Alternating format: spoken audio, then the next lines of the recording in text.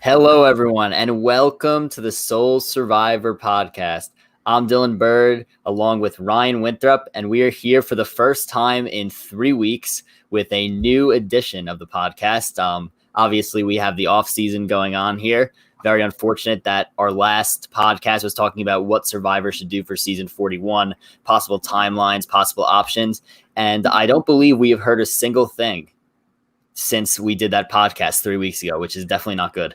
There has been no news in the rumor mill. It's been a little bit quiet. It's been 3 weeks. Wow, that's a long time. That's crazy. But yeah, no news yet. Obviously, as Dylan and I have mentioned, if ever there is news or rumors about season 41, we will go live to go over it and hear the audience's feedback. But until then, we still are doing our off-season coverage, and I think we have a fun topic to go over tonight. Yeah, we're going to discuss advantages tonight. We're going to go through, pretty much everyone that's been, used or played or put into the game throughout Survivor history. We're going to talk about the times they were used. We're going to talk about, I know, I don't want to make this like a history lesson. I want to talk about more what Survivor should do with the advantages going forward, which advantages we really liked, which we didn't like, and maybe some possible even new ideas for advantages moving forward.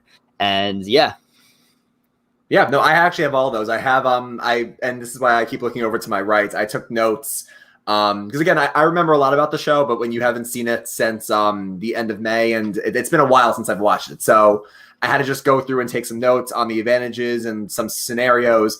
And in doing so, Dylan, not only did I write down which is ones I liked, didn't like, I want to see implemented differently, I did think of one or two new advantage ideas. So I got all the works. Love to see it. I'm ready to get started here. So if you want to get started with the first advantage we're going to talk about. Ooh, and what is the first one? Should we just start very simple and go maybe simple, maybe complicated? Should we go with the hidden immunity idol, the crux of advantages, since it also was the first one? Sure. We'll talk about the hidden immunity idol started off. I feel like that's the most appropriate way to start off advantages.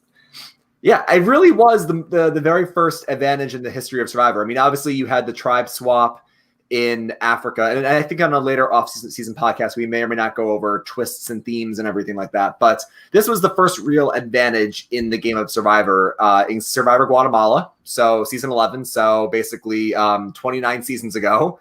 And it really changed up the game in terms of strategy where, as people know, if you're a fan of the show or if you're new to our podcast, the hidden immunity idol can be used where before the votes are read, because obviously after tribal council, everybody gets up one by one to cast their votes. And before Jeff reads the votes, he will say, if anybody has an idol and you want to play it, now is the time to do so. And you could play it before the votes, and any votes cast against you will not count. And it really has evolved as a big part of Survivor strategy. And as we'll go through tonight, Dylan, the idol has evolved into many different advantages throughout the show. But it's been used to make yourself safe, to save an ally. It's been used to bluff and then not be used. People have made fake idols. People have burned it so it's no longer a threat. People have, taunted somebody into using it. There are a lot of ways that the idol has revolutionized Survivor strategy. Yeah, so obviously idol is the most, you could say at this point, most simple advantage, but there's just so many different directions it has gone. It used to be where a hidden immunity idol was just kind of just hidden. In the forest, in the jungle, in the forest somewhere. You had to find it. You may have got a clue. You may have not. And now we've seen that evolve into idols that are maybe hidden at a reward, or maybe even idols that are hidden at a challenge, which I think they need to bring back. I don't remember the last time. When was the last time we saw that? When was an idol? I want to say the last time an idol was hidden at a challenge, not an advantage, because I know Elaine found the vote blocker at a challenging IOI. But I want to say the last time an idol was found at a challenge was Troyzan in Game Changers. I think that's the last time. I could be wrong, though. Yeah, so I think that is one of the most exciting things when there's a challenge going on and somebody gets to get away from the group in order to get the immunity idol. They know where it's hidden based on some kind of clue that they got before. I absolutely love that. But yeah, hidden immunity idol, most simple kind of advantage it's always in Survivor, and I think it needs to stay. Now, there's obviously a huge discussion and debate on whether or not there have been too many idols in recent seasons. It used to be where getting an idol was so special, and now it feels like every single person finds idols. I personally think that there needs to be some kind of happy medium. I think that too many idols or advantages could be a problem, because then you get something like what happened to Suri in Game Changers. But then at the same time, only one person having an idol or two people having an idol, that's kind of, it could lull the action for a little bit. So I like there being a decent amount of people have an idol, but I don't want to see another advantage get and happen. Yeah, no, I completely agree. I think the happy medium is the way the show has to go. I feel like the show has evolved to a point in 40 seasons where a lot of strategy revolves around idols and advantages. As much as a lot of purists might not like it, the strategy really has, again, like I said, whether it's yourself, an ally, you feign it, you bluff it, you fake it. It really has become a part of Survivor's lexicon and strategy. So you need to have some idols. That being said, like you mentioned, you can't have too many because you get advantage get-in, and it kind of makes the game geared a lot towards people like, Ben Driesbergen in Triple H, where if you find a lot of idols, you may not be playing a great social game or really a great strategic game, but if you find idols, you're safe, which all hats off. I mean, if you're finding idols, you're doing a great job, but it's not the most rewarding strategy in a way, in terms of if you're playing all three components of the game. But you are also right, where if you have only maybe one idol in the game at a time, can get a bit stagnant, can get a bit too predictable or not that exciting. But I think a happy medium is perfect. Not too many, but not too little. Yeah, and before we move on to the different variations of idols, fun fact about a hidden immunity idol, but Tony has found his share of hidden immunity idols, and he has actually never saved it. No, he's actually never technically used it correctly. He's always used it as like a mental ploy to advance himself in the game. Like, I have an idol, what are you going to do about it? Not actually using it correctly, which is pretty crazy, because it just shows how many different ways idols could be used and how that's evolved over time. What was the quote where he says, I want to play it for Jeremy. I want to play it for LJ. Oh yeah, LJ. But he was calling Jeremiah Jeremy. But yeah, no. Tony, his bag of tricks had a lot of. Tony had both regular idols and also super idols, which we'll get into in a little bit. Yeah, but let's get right into the super idol. So you want to explain the origins of that first? Yeah. So the super idol actually came about right when the idols were introduced in Guatemala, but then they went away for a while due to their power. Then they came back for a little bit, but we haven't seen them much, and they've actually been used in different fashions. So basically, a super idol is what it sounds like. It's very super. It can be used after the votes are read. So if Dylan got 8 votes to be voted out, and he could play an idol, and the next highest number of votes would go home. So it's very powerful because you don't even have to play it. It just automatically will get used for you. That's the problem, though. It's very, very powerful, and I think the fans and producers realize that. So that was the format in Panama and Cook Islands, but then starting in Fiji, it went back to the original of you must play before the votes are read.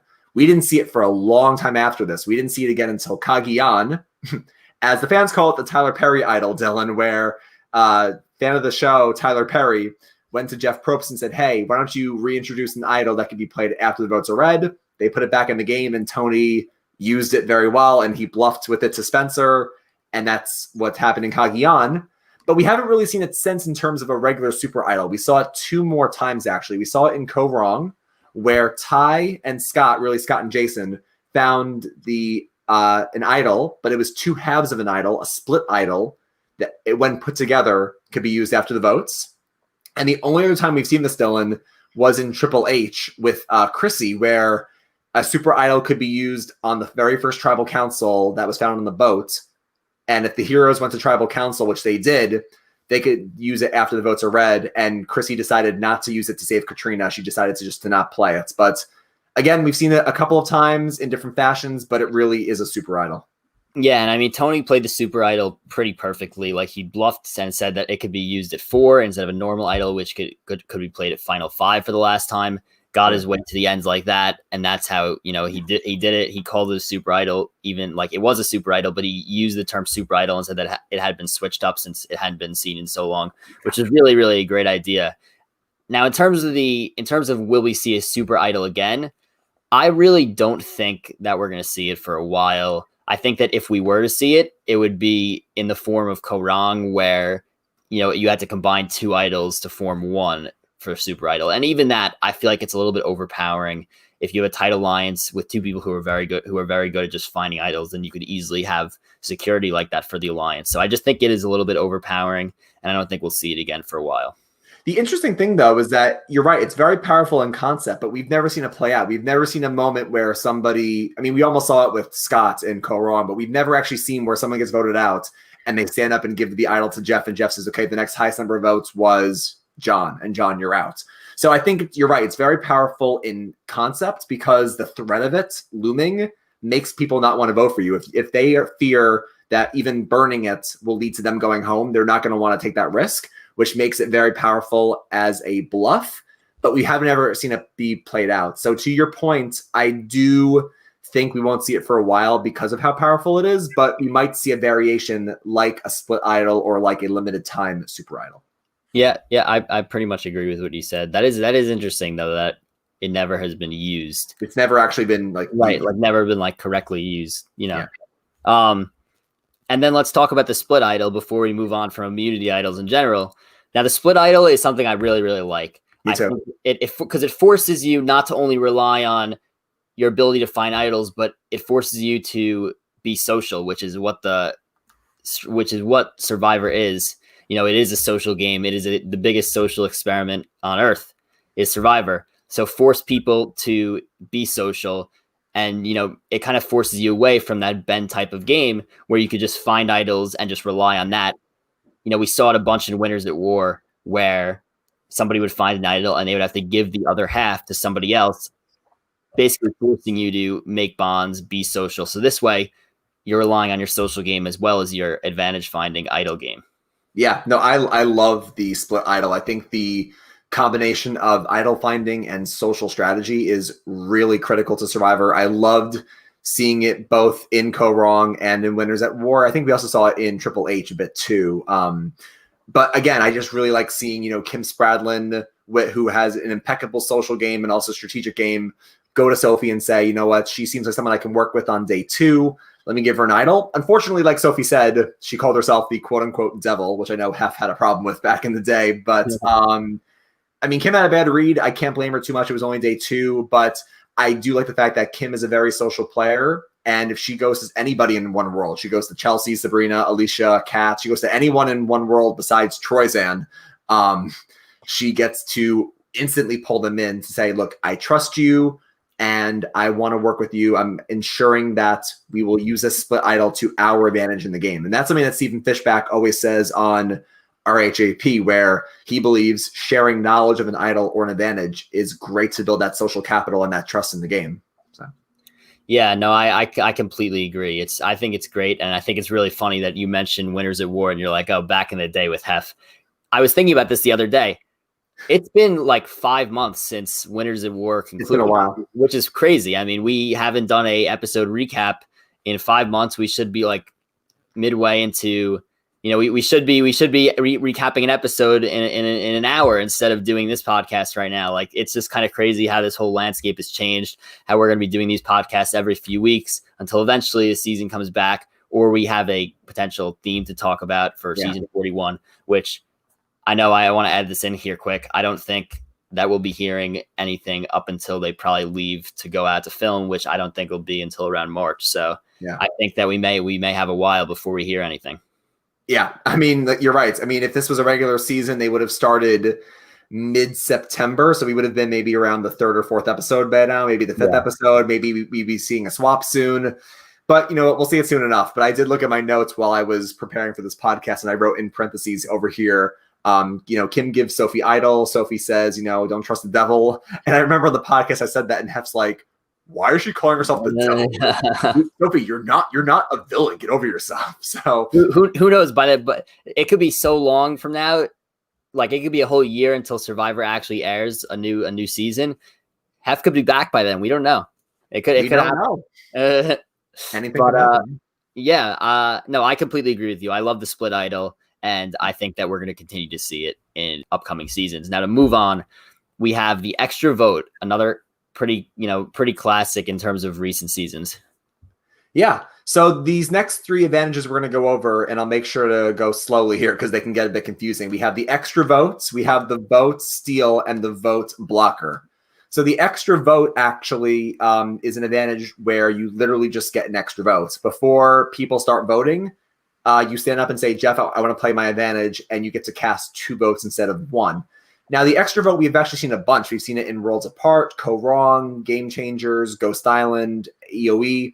And I mentioned this still before the podcast, but while it seems in concept like a pretty strong advantage, it's only really been used correctly 2 times out of 5 or 2 times out of 6, technically. It really hasn't been that powerful. I mean, we saw, and I think the main reason about this is that it can tip people off sometimes, or it's not used. So it actually hasn't even ever alone altered the outcome of a tribal council. We've seen it a couple times, and it's never once altered the effect of tribal. But again, my point is, I think it's not super powerful because it can tip people off. We saw this in Worlds Apart with Dan and Carolyn, where, Dan basically says, I want to play my extra vote. And a lot of people think that spooked Carolyn into saying, you know what? I'm going to play my idol. And Carolyn ended up staying and Dan went home. And then in Co-Wrong, Michelle didn't have an idol, but we saw Ty, the whole tribal council going like, Michelle's got to go. Michelle's the biggest threat. Let's save Jason. Michelle has to leave. She then says, I'm going to play my advantage for an extra vote. If Michelle had an idol there, she would have definitely played it for herself. Maybe she would have thrown a vote towards Ty, and Ty could have went home instead of making it to the final 3. So I feel like in concept, while the extra vote can be useful, it hasn't really been that powerful because it hasn't been used a lot correctly. But at the same time, I think that that's what could make a great advantage, especially for fans that want a middle ground like us, where we don't want anything to be overpowering, but we want people to have advantages. So something like an extra vote where you could, it could easily change the outcome of the tribal council if you use it right, but it could also tip people off. So you're kind of hesitant to use it. That to me is like the perfect advantage, or like that's the type that Survivor should be looking for. Ones that are middle ground that could have a huge impact on the game, but may not necessarily have a high percentage chance of having an impact on the game. This way, people like me and you who podcast could run through a zillion scenarios, post vote, pre-vote, and talk about, well, what could people do? That's what gets the audience talking about Survivor. What could happen here? What could happen there? But you don't want it to be too overpowering. So I think that the extra vote is something that we're going to continue to see, and I think it's it's a simple but great advantage. I think it's a mainstay for sure, Dylan. I really do think that, like you said, it's not overpowerful because of what we've seen, and it allows us to think of a million scenarios and how it could have been used. And again, we're going to see this when we talk about the vote block and the vote steal, because when you steal someone's vote, or you block a vote, or you cast an extra vote, it doesn't always mean that is your target. And we'll talk about this a lot, but you could steal a vote, you could block a vote, you can cast an extra vote, and that may not be your target. You might be trying to do a split vote plan. You might be trying to get somebody to burn an idol. So the strategic merit is deep. There's a lot of ways you can make plays at this. So I do like it because it's not overpowered and it allows for a lot of strategy. And with the vote steal in Cambodia, now to move on to that, we actually saw Stephen Fishbach. Now, correct me if I'm wrong. He played the vote steal and then went home because of it, because he tried to pull off some split vote with the vote steal, and then Spencer knew about it and kind of just flipped it on him and used the vote split to vote to like get numbers. That's exactly what happened, right? Yeah, the Fishbach one was really interesting. I need to basically do the math to figure out what could have been changed there, but essentially Fishbach obviously wants to get out Joe because he wants to get out the golden child, Joe Anglum, because that's who he lost to in Tocantins, JT. And Steven, the whole game was like trying to get Joe out, and Steven gets up and he steals a vote, meaning that Joe does not vote, and Steven instead casts 2 votes. And basically, Fishbach goes home here 4-3-2, and Joe only gets 2 votes. So what people were kind of saying to themselves was, okay, well, Fishbach went home 4-3-2 here because he used one of the votes on Abby and one of the votes on Joe because I think he feared an idol. If he technically didn't vote for Joe and he put his 2 extra votes on Abby, it would have been a 4-4-1 vote, and maybe the tribe would have voted out Abby on the revote. Or if he doesn't vote for Abby and he puts 2 votes on Joe, then it's 4-4-1 in favor of Steven, Joe, and Abby. Maybe the tribe votes out Joe because he doesn't have immunity. So you're right. He did misplay it there, and he could have probably saved himself with a couple of different ways people vote. But again, I also don't think a vote steal is extremely powerful either.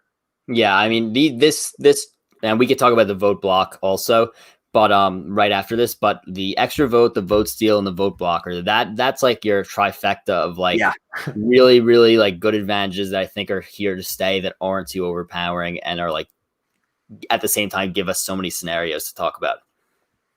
Yeah, I mean, again, like I said, the vote steal has been used correctly 3 out of 4 times. Also used in Game Changers, David versus Goliath, and Winners at War. Actually, fun fact: Sarah had the vote steal twice, so Sarah's actually used it 2 out of 4 times. You've been the most successful with it, which might tie into a question later. But yeah, I think it's really strong, and usually it does get the person's intended target out. Usually. But I don't think we've ever seen it and said, oh my God, that's way too strong. I think it's a really cool advantage because, again, just because you steal somebody's vote doesn't mean that you're targeting them that night. Mm-hmm. And then the vote blocker, we should just go over that real quick. Yeah. So that's like Dylan said, the third in the quote unquote trifecta, where basically you're just blocking somebody's vote. So you don't vote twice. You don't steal a vote. You just say to somebody, you cannot vote tonight. And we've only seen it twice, actually. We've only seen it in Triple H, where Jessica, if anybody remembers Jessica Johnston, somebody who I think could have Kelly Wentworth upside, where she could come back and make a deep run. She found it at a reward, and she had to give it to another tribe. So she blocked Devin Pinto from voting that night, and that's where Alan Ball went home in that crazy tribal council where Joe played an idol. And then we only saw it again in Islands of the Idols. And this is where I think it was utilized very well, where Elaine found it at the challenge, like we mentioned earlier, and she stole Jason's vote. And the Orange tribe, who was down in the numbers, actually managed to vote out Vokai, the Purple tribe, because that was a tribe, Dylan, where it was a 4-4 split in the tribe. Right. So if Elaine didn't find that advantage, it would have been a 4-4 vote. But if you remember, Aaron and Missy were considering flipping and going over to Purple and flipping on Elaine and maybe Elizabeth. They were considering the flip. And I think Elaine finding this vote steal and saying to her alliance, I'm going to steal a Purple's vote. We will now be up 4-3 in the vote, and we can start regaining the numbers because the Orange tribe lost like 4 in a row or whatever it was. So that is I think where we saw this advantage used very well. Yeah, and again, I completely agree. This is like the trifecta of advantages that are not too overpowering, present us with scenarios, and work out really, really well. So I think, I don't want to spend too much time here. We're going to move on, but I think that those 3, the extra vote, the vote steal, and vote blocker, are 3 mainstays in Survivor going forward. And next we're going to talk about a potentially controversial advantage, one that I don't think we'll see again personally, is the juror removal. Okay, interesting. I think we might have our first disagreement on this podcast. I actually like it, and I do think we can see it again, honestly. If anybody doesn't know what this is, we have our first comment in the chat. Hey, Aqua. Basically, a juror removal, we've only seen it in Co-Wrong, but that was where Michelle actually on day 38, she won this advantage, and she got to take away a jury member, and she chose to eliminate Neil because Neil was going to be a vote for Aubrey. And instead of having 8 votes in the jury, Michelle won 5-2. Now, Dylan, you said that you don't think we'll see it again, and it's too overpowered. Yeah, I'll give my reasoning here. Yeah. I just think that, you play an entire game, 38, 39 days, you form your relationships, you form your strategic alliances, and an entire outcome could be changed based on, like a challenge won or you get this advantage in some way, whether you find it, whether in this case, I believe you said Michelle won a challenge to get the reward, right? Yeah. Right. So she wins a challenge, she gets this, and she gets to remove Neil. Now, theoretically, that could have been a $1 million advantage. And I just think that if the vote is going to be close, I think something like that is basically just rewarding winning a challenge. I mean, obviously, when you win, you deserve to win, and you get your people voting for you. That's a strategic thing. That's a social thing. But I think that when numbers are close in a final vote, I think that for Survivor, it's just better if all the jurors are there, whether, instead of one being removed. I just think that's like, I'm trying to think of a term to describe it. I almost think it's like ruining the original game. And I know that a lot of people think about that as advantages. They're ruining the original game. I think that the whole point of Survivor is a social experiment. You're voting people out who are going to vote for you to win. Like, that's the whole thing. And just to remove one of them, it makes a pretty big difference in the end. So I don't think we'll see it again personally. And that's why I don't like it. That's why I think it's too overpowering. Yeah. I think that, you can go either way. I mean, obviously we mentioned a few advantages so far that are kind of mainstays in the show, and they'll keep coming back. This is one where I think it could or it couldn't come back. And we have a few more, before we get to audience questions, we have a few more advantages that we'll cover, some of which are too powerful and some of which are fine. But I mean, this is one where I feel like it's too interesting to only come in the show's history once. I feel like we have to see it again. I mean, Jeff even said in an interview that they had thought about this, years ago, but they felt it was a little too soon to do it, and they waited until the time was right. And it didn't have an impact on the vote. Michelle would have won either way, but it was a fun idea. And I think you're right. If I'm a juror and let's just say I was Sydney and I made it to day 38. Now, nobody was going to get rid of Sydney's vote, but imagine if I made it 38 days in the game and I was told I couldn't vote. I would be pissed. I think as a player of the game, that's a very dangerous and a really not cool advantage.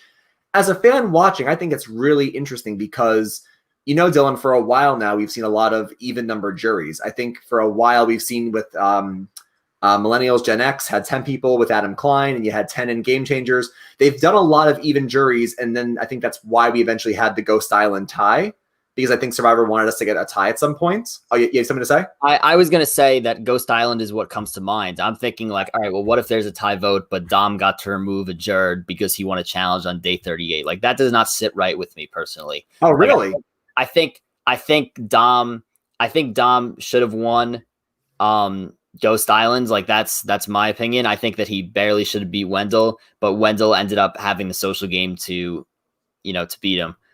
But I think that, let's just say Dom wins a challenge on day 38, gets to remove somebody who was voting for Wendell, and then wins the game because of that. Like, that doesn't sit right with me, because I feel like that he's getting rewarded too much for winning a challenge on day 38. That's how I feel like it is.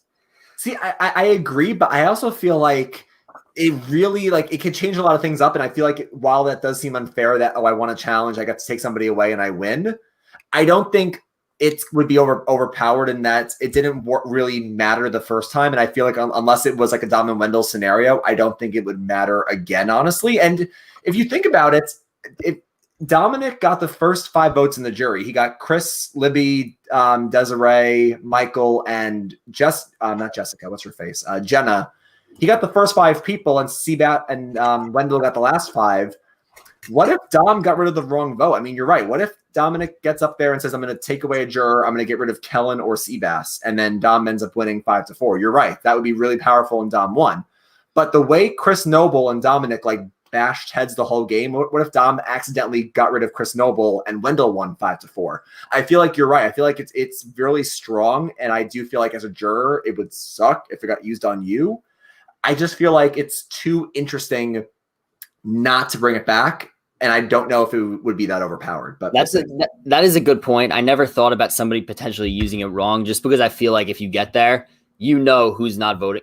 That like Dom definitely knew that one person out of the 5 that voted for Wendell originally, like obviously we had Laurel who voted in a tie, but out of the 5 original votes for Wendell, Dom 100% knew somebody who was 100% voting for Wendell, couldn't change his mind. I just feel like you're always going to know somebody who's voting for the other person. Now, I could be wrong, but I have not thought about using it wrong. That is a really good point that you bring up, though. But before we move on, I do want to say one more thing to one of your earlier points. So this is where I came up with some different advantages, because you said we're going to go over things that we like, things that we don't like, what should be changed, and what new things do we want to see. So I'll give you that. Let's just go with the concept that it's too powerful and we don't see it again. I do think there should be some jury advantage, because I think jury management, as we've seen a lot, especially with like Russell Hands and other people, jury management is super critical in Survivor, especially when bitter juries can be a thing. So if you can't remove a juror because that's too powerful, what are some other ways you can influence the jury to get them on your side? Because I think a great player, maybe somebody very charismatic like Tony, even though he won easily anyway, I think a charismatic person might be able to use that advantage and sway people. Like, imagine if Spencer Bledsoe, who he was never going to be Jeremy, right? Imagine if Spencer had a jury type advantage that he could have maybe swayed a couple of votes over to his side. So here are my two concepts, one of which is kind of stolen from Big Brother. One of them is separate. What if you were either A, allowed to pick a jury member and send them a letter, like kind of like how JT wrote Russell a letter, but you write the jury member a letter and say, hey, like I guess Jeremy says to, Tony says to Jeremy, hey, Jeremy, this is why I voted you out. I'm sorry I had to do it. I'm in an alliance with this person, and we had to get rid of you because you're a threat to our game. And this is why I did. Like, if you own your game in your letter, because we've talked about on the podcast how Coach lost South Pacific because he didn't own his game. What if somebody could own their game in a letter? I think a letter to a juror is a good advantage for a jury advantage. And number two is a jury trip. So on Big Brother, on one season, they allowed somebody who won a Final Five reward challenge, essentially, to take a jury member on a trip. Like, hey, here's a trip out of the house for 2 hours, and he actually flipped that person's vote. So what do you think about either like a one-on-one jury trip or a jury letter as a different type of jury advantage? As soon as you brought up potential ideas, the first thing that came to my mind is like, you know how when you get put on a reward that you could go to either a resort or you get like dinner at camp with somebody, or keep going. No, so I'm thinking like a reward where you get to choose someone on the jury, and it's almost like when Debbie in Game Changers met with Cochran, but instead of getting Cochran, you get a jury member instead, right? Like, I think that would be the ideal. Now I'm thinking about all the ways this can be used. So you're right. Imagine if Debbie wins an advantage and she gets to go away for a bit, and she gets to open it in secret, and she says to the tribe, I'm being sent to an island. I don't know what's happening. And it turns out she gets to meet with a jury member who she can maybe sway. I think that's a cool advantage. Imagine another idea that Jeff could throw in for a wrinkle where it's the Final Four. Let's just say this is Philippines. This is the Final Four reward. It's you know who, Malcolm, Lisa, and Denise. And let's just say Malcolm, who is a challenge beast at this point, Malcolm wins the spa trip. And Jeff says you could take one of these other three people in the game, or you could take a jury member with you. I think that would present a really interesting choice. Because if Malcolm takes someone in the game, I mean, that's a natural choice, and he won't, and maybe he could sway that person to vote with him in the Final Four. However, if he takes a jury member, he might sway their vote. But the other three might say, you know what, he's taking a jury member to get jury favors. Let's vote him out. So I feel like either of those ideas allow for a lot of strategy. I love that idea, that last one with the Final Four. I think that's exactly what Survivor wants. They want players to make critical decisions. They want people to talk about whether a decision could have gone one way, what could have been the outcome, whether they, did something else. So I think that would present Malcolm in that case with a huge, he wouldn't, that's such a tough decision to make. He could either gain the trust of players that are still in the game with him, or he could start looking ahead. Like, if somebody who feels like they're going to be a GOAT, maybe they aren't going to be a GOAT, but if somebody knows they're getting taken to the finals, Final Three, Final Tribal Council, then it pays to go with the jury member. But if you're somebody who needs to earn trust in order to get there, then you probably go with the people that are in the game with you. So I think that's a great idea, Ryan. Thank you. So the last thing before we move on to another advantage, and then I know we have audience questions as well. So you think, going back to Dominic, because that's obviously the most key part of this, is where that was such a close vote. You're saying instead of having a juror removal, which is way too powerful, if Dominic at the Final Four, where it's him, Angela, Wendell, and Laurel, you're saying if Dominic won a reward there, he should have the choice, instead of getting rid of a juror, to take a jury member on a trip with him, and maybe he sways Kellen's vote because Kellen is a key jury member there, you're saying. Right. Exactly. I think that's more reliant on social. I think it's just better. Like, you're not completely eliminating someone. You're instead having the opportunity to earn somebody's vote. I like this. I like this a lot. So I think that's a great idea. If you're listening to this podcast, tweet it out to Survivor. I think it's amazing. I think it is. I honestly think it's something we could see. Like, I don't think that's very far-fetched at all. Somebody can jump immediately. Yeah. To move on here, and I want to hit on some of these advantages a little bit quicker. I know we got a deep discussion here, just so we can get to these questions at the end. The next one we're going to talk about, and we'll hit on this quick because there's not much to talk about. I think it's the legacy advantage, and I think the legacy advantage is something that we're going to continue to see. Yep. I really like it a lot. You have the thing, you gift it to somebody if you get voted out. and then you could only use it, I believe, at 6 and 13. Is that the numbers it is? It's usually 6 and 13, yeah. Right. So then, like you could, and there's a lot of creative things we could do with it. Obviously, you had Sarah, who pretty much perfected the use of it in Game Changers, where she knew Sierra had the advantage. She voted Sierra out, but without Sierra knowing, in order to get that advantage from her. And I think that's really, Sarah pretty much demonstrated why the legacy advantage is so great.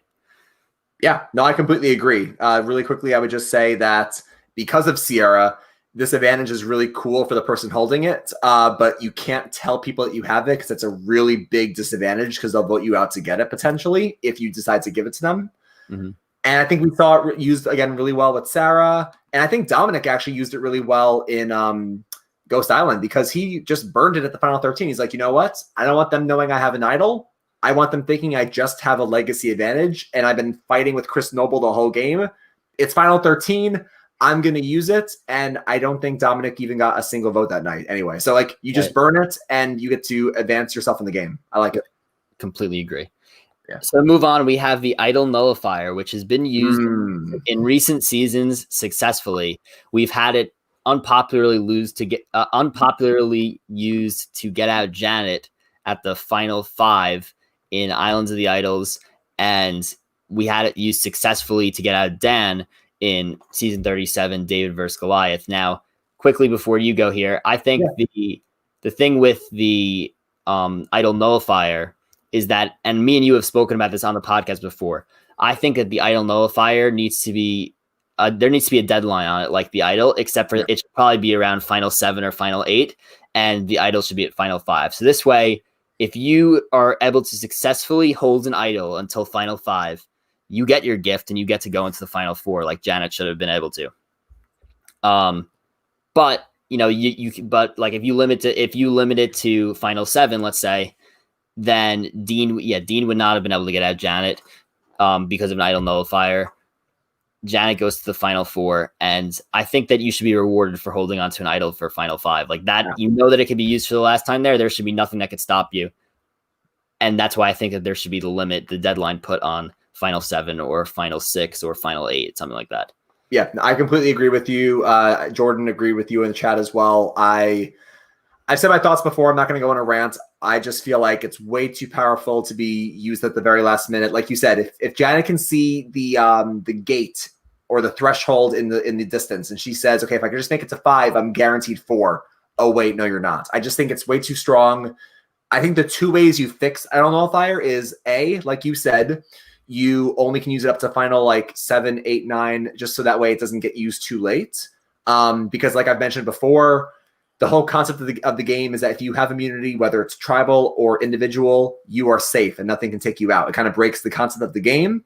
But if you want to have it in there, producers, I think you limit it to final 7, 8, or 9. Or, Dylan, you kind of do it like a limited advantage where you've won the Idol Nullifier that can be used at the next 3 tribals. Like it has to be some type of limited use. Right. I agree with that completely. Mm-hmm. But to move on, so we have written here advantage menu, but I don't really I think that there are other things that we should jump ahead to, due to the limited time. The advantage menu, I think it's a good thing. Just to hit on it quick before I completely skip it. I think it's a good thing. It presents a decision for the players. It presents options, and it presents something that us as viewers could discuss and debate. So that's why I think it's good, and I think it stays also. Yeah, I think it stays. I like it. Every time it's been used, which is twice, the people had 3 choices to pick from. And I think because Survivor is such a complex, ever-changing game, you could have given it to any random person and they may have chosen a different path with it. So I like it. Right. And now we will move on to safety without power, which we saw for the first time in Islands of the Idols, but we saw used for the first time in Winners at War with Jeremy. Safety without power is something that I think we're going to continue to see. I really like it because it gave Jeremy that opportunity to be safe, but it's also a double-edged sword because you could be betraying people that need a vote by just dipping at tribal council in front of everybody nonetheless. Yeah, I like it in terms of an advantage in the game. I don't like, let's just say I got it, I wouldn't like having it. I really don't think it's that strong of an advantage. I think you're right that it bought Jeremy 3 more days in the game because he was going to go home that night. And people always say on Survivor, I've seen that a million times on Rob's interviews, the people's minds change every day. They change every few hours. Like if Jeremy buys himself 3 days in the game, he could potentially flip some votes. So while I agree that it's a good advantage because it can buy you more time if you were about to get voted out, you were right. It's a double-edged sword. It immediately blows up your threat level. It just really leads to, like Jordan says, a crazy tribal council, and you're out. And basically, if you use it, then and you're in the minority, then you're going to keep getting targeted. Like Jeremy kept getting targeted even after using it. So it's not going to put you into the majority unless you flip the votes at camp.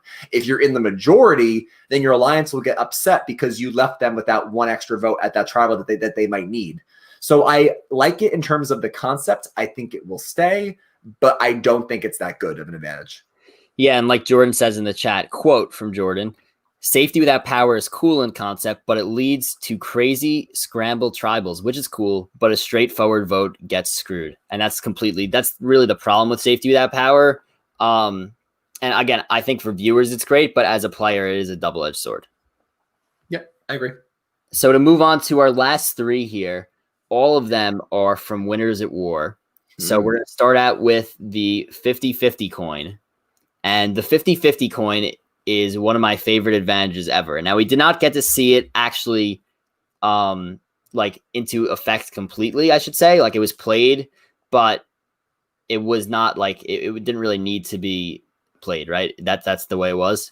I'm trying to remember. It's 5 months ago already. I'm like, my mind's on sports. I'm watching the NBA finals. Yeah. I'm watching baseball. I'm watching college football. I'm watching the NFL. And then next thing you know, we have a podcast first time in 3 weeks. I'm like trying to, everything's right now. No, listen, I totally got you. I do want you to mention what you're doing with sports at the end. Also really quickly, Aqua says, I like it because there is a risk to playing it compared to an idol or legacy advantage. I agree. I do think that there is a risk to playing it. I think it's kind of cool. But Dylan, the way it worked was that somebody on the edge, I think it was Natalie or maybe it was Parv, somebody got to sell Michelle into the game. If you want this 50-50 coin, you can buy it for 3 or 4 tokens. Michelle bought it, and basically it works like an idol where you flip it on the podium. If it lands unsafe, you're safe, like an idol. If it's tails or whatever, not safe, then you are basically vulnerable. So I think, like you said, it wasn't that exciting because Michelle just flipped it like one flip and then it was safe. But I think what you're going to say is that it has a lot of other strategic merits and social merits. Yeah, I think that you could really use it to your advantage. Like you could kind of screw with people's brains here and you'd be like, well, like you saw what the 50-50 coin was in Winners at War. Well, what if I told you that this is a dice instead of a coin and you roll it and let's just say there's 6 sides to a die, like dice, like normal, and you roll it and let's say 4 out of 6 sides say you're safe and 2 out of 6 say that you're not safe. So you could either present this to a scenario to somebody else to screw with them and be like, well, I'm really more safe than you think, or you could be like, or Survivor could actually do that and make it a dice instead of a coin. Like I think there's so many different ways and branches to go with the strategy with the 50-50 coin and how Survivor could actually adjust that advantage to make it, even better. Yeah. And I'm thinking to the tribal where it was used when Michelle flipped it, and that was a tribal council where Jeremy went home.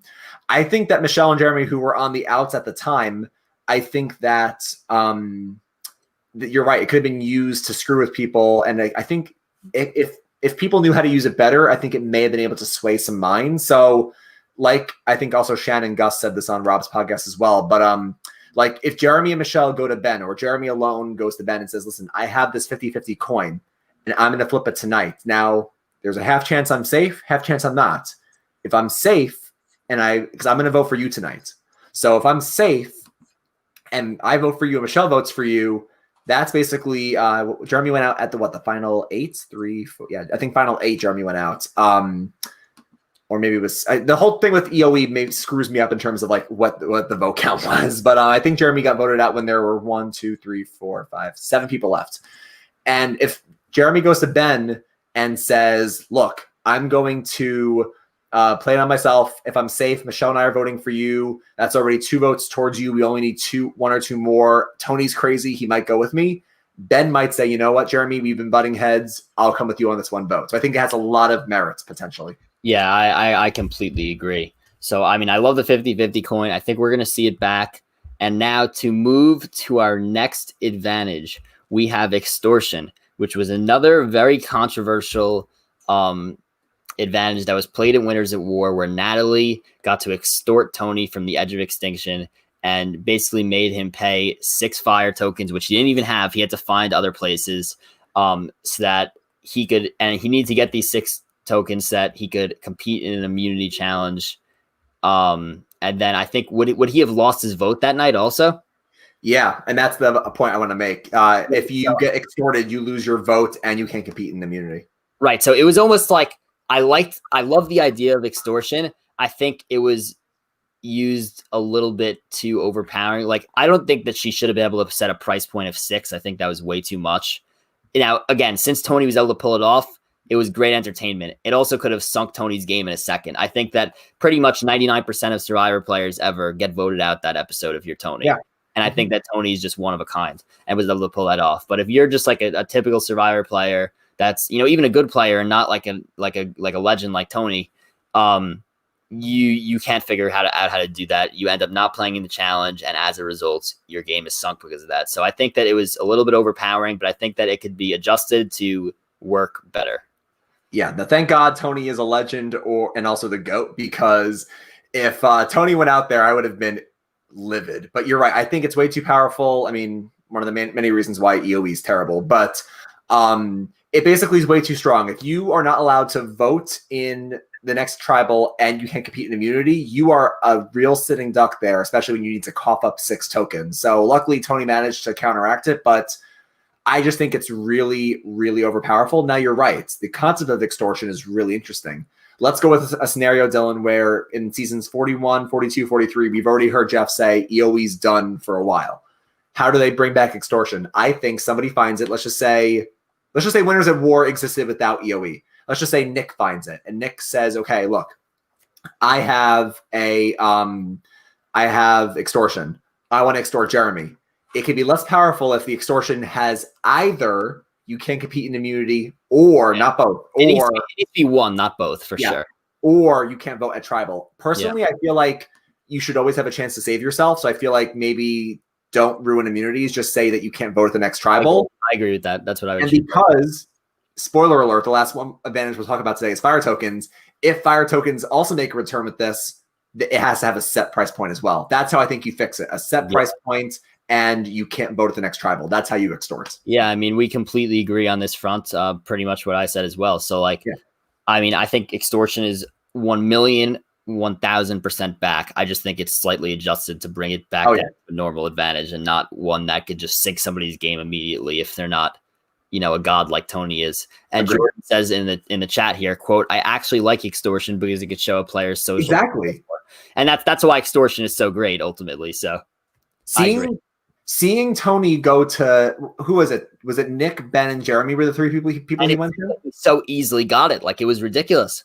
But he went to people on 2 different alliances, not just his alliance. He went to 2 different alliances and got it. You're right. It shows real strategic prowess and social prowess in the game. So I love it. It has to just be way less powerful. Yeah, I think that, and then that episode ended with Tony pulling off the Sophie blindside. Am I correct there? One of the best episodes we've ever seen from a player ever. It was a ridiculous episode for him. I think that was the episode that pretty much told us, all right, Tony's probably going to win this thing.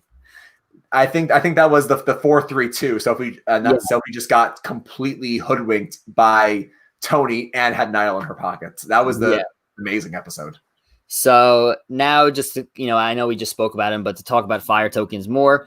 Yeah, I think fire tokens are back for forever. I think that they're just going to be a mainstay in the game. Personally, I think that there's just so much that didn't happen with fire tokens in Winners at War that is going to happen in the future. I think there's going to be a lot more bartering. I think people are going to use it a lot more to, as leverage. And I think that the one thing they need to change with fire tokens, and we spoke about this several times on the podcast, is that there needs to be some kind of final payoff. There needs to be a reward or some kind of advantage for having the most fire tokens at, let's say, whenever they end, final 6, final 5, final 4. It needs to be able to do something at the end. Now, I know people have spoke about, the idea of maybe buying a vote in the final tribal council, like I think that's compromising the integrity of the game. Yeah, I agree. But I do think that there needs to be a final payoff, whether that means a massive advantage at final immunity challenge, whether it means something else, I don't know. But I think that there was just such a random end to fire tokens.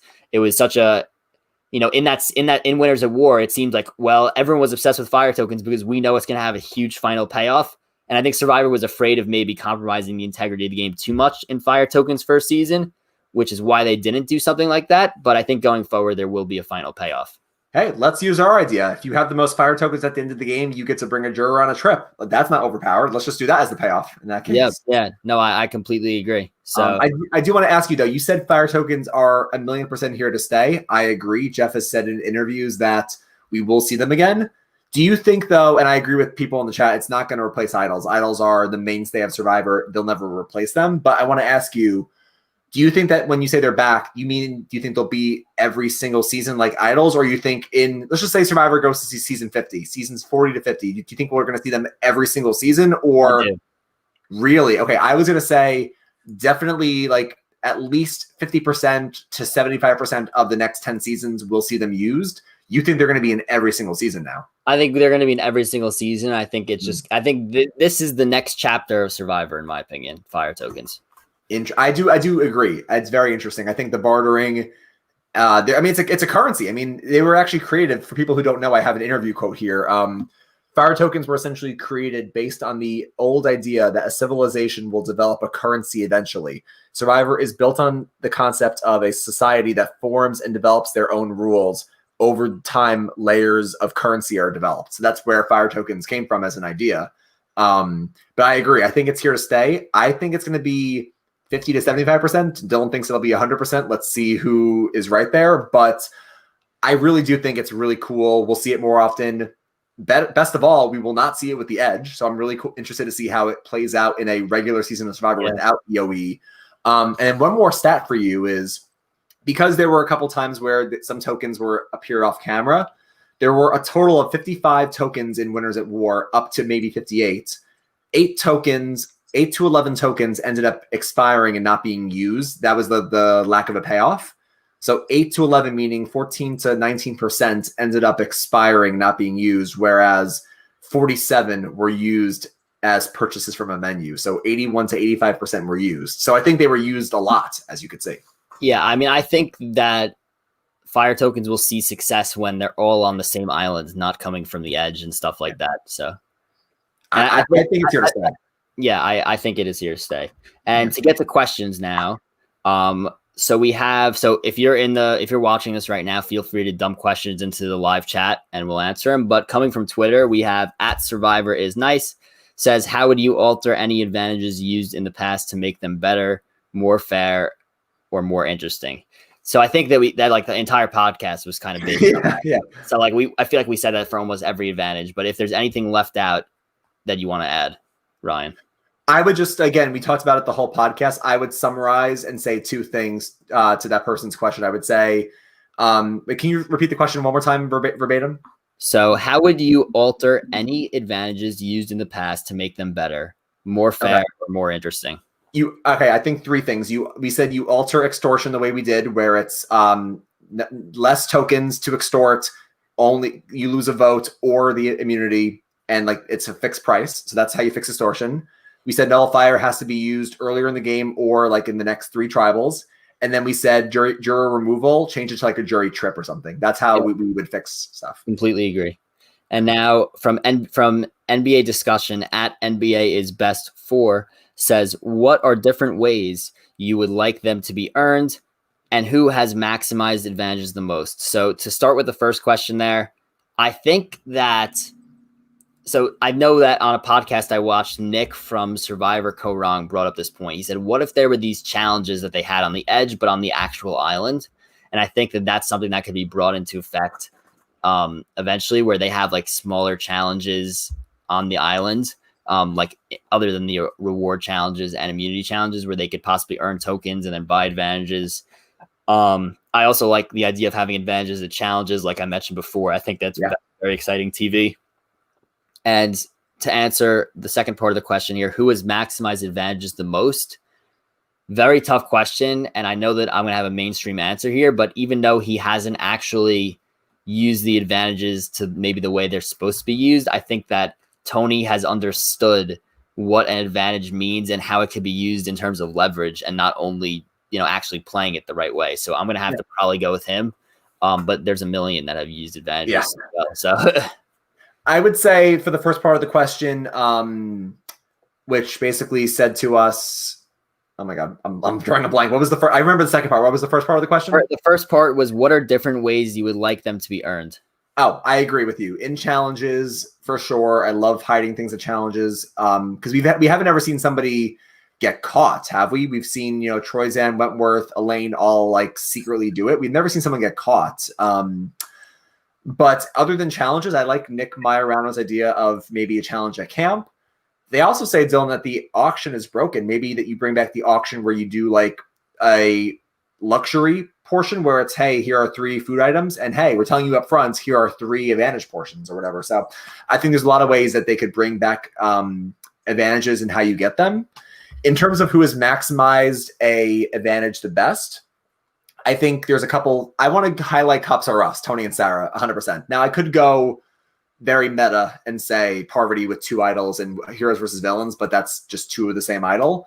I think you're right. I think Tony bluffing with the super idol, as long as, I've always said, as long as production allows you to bluff, you should do it. If production says you can't lie about the rules of this, then you can't do it. But if you're allowed to bluff, I think it's amazing. So Tony bluffing with the super idol, amazing. I think Tony breaking extortion, best use of a disadvantage. Tony did that well. Great. And then Sarah Lucina, I love Sarah so much. She has used a VoteSteal correctly twice. I mean, you also could argue she really used the legacy advantage well with Sierra. But VoteSteal, not only did she, in Winners at War, she stole Denise's vote and she got Tyson out. So she used it really well there in her majority. But if you remember in Game Changers, she gives it to Suri as a sign of trust, knowing at the bottom it says, you cannot transfer this. Suri breaks her trust, which is what Sarah was testing in the first place. She then steals Ty's vote and then votes out Michaela, Suri's #1 ally. So I think Sarah with the VoteSteal is my choice. Yeah, and then one more I want to highlight is Dom's use of the fake idol in Island. I think that was amazing. Now, ultimately, you can make an argument that the way he handled that could have lost him the game in terms of jury votes, but I think it's something he had to do to advance himself. So I love the way he used that. Now, to move to the questions here in the chat. Oh, and one thing I want to add about what we were just talking about is I love going to other people's camps to get advantages. That's cool. So from Jordan here in the chat, we have, what do you feel about an advantage where the player holding it can cause a tribe swap at random until the merge? Ooh, wow. That's interesting. That's so powerful, but at the same time, you could say it kind of minimizes the luck factor a little bit, because you have one player deciding when to merge instead of just the show deciding when to merge. So let's say, but I want to ask a quick question here. Let's say you're Boston Rob and Winners at War and you get absolutely swap screwed and he's holding the advantage that allows him to swap. Could he just swap again on the spot? That's so tough. I think it's really interesting. I've never considered an advantage like this. I think from a TV and production standpoint, I know they predetermine, unless there's like a medevac, they usually predetermine when these swaps are. So no, I don't think somebody could just randomly say, I want to swap. If it ever existed, just to play this out, like Dylan just said, I think it would have to be used immediately. Like, you have this advantage, let's swap again on the spot, because you can't just go back to camp or vote one person out and then swap again, because it won't work out with the episodes. Then again, I feel like as fans, we wouldn't like this, because imagine if one of our favorites like Parvati or Tony or Rob, imagine if one of our favorites got swap screwed after the random swap. So yeah, I think it's possible, but maybe some kind of variation where it's less overpowering, or there has to be strict rules on it. But I do like the idea as a basis for something. That's really interesting, actually. Rob looks around and says, I'm stuck with Sarah and Sophie and Adam and Ben. I want to swap again. That's actually, or maybe something as simple as you get to swap one player. You get to swap 2 people. So he could have swapped out Sophie or Ben or whatever for somebody else. So at least he has one more person on his side. So I think that there's variations that he could do it with. But that could also make that person a big target, you a big target. I like the idea. But the next question here from Aqua, we have, do you think that fire tokens might end up replacing reward challenges if they continue to be in every season? I personally, I like watching the reward challenges, but I know that that was kind of a complaint from some people. They were like, oh, there wasn't really that many rewards this season in Winners at War because there was so much strategy. I love seeing the strategy, but I like seeing human moments also. So that's why I think rewards are great. I don't know. I think it's possible that they may do like fire token challenges like they did on the Edge at camp and replacing that with a reward instead. Like maybe the reward, yeah, like you said in the chat here, Aqua, maybe the challenges instead of the rewards, they will be played for fire tokens or something like that. But I think it's possible. Yeah, it's interesting. There's a lot of ways that the show could go about this. I do think that, like you said, the audience, I mean, there's some people in the audience that love watching challenges. They want to see more challenges in general. And there's some people who prefer seeing a lot of strategy and a lot of social play at camp. So I don't think fire tokens will replace reward challenges. Having said that, I do think Aqua, you and Dylan have a point where maybe there's a challenge at camp where you play for fire tokens there.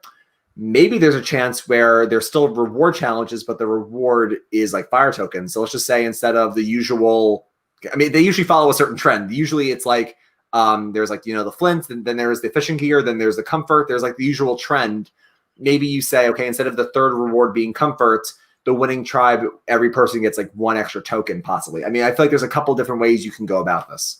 Yeah, completely agree.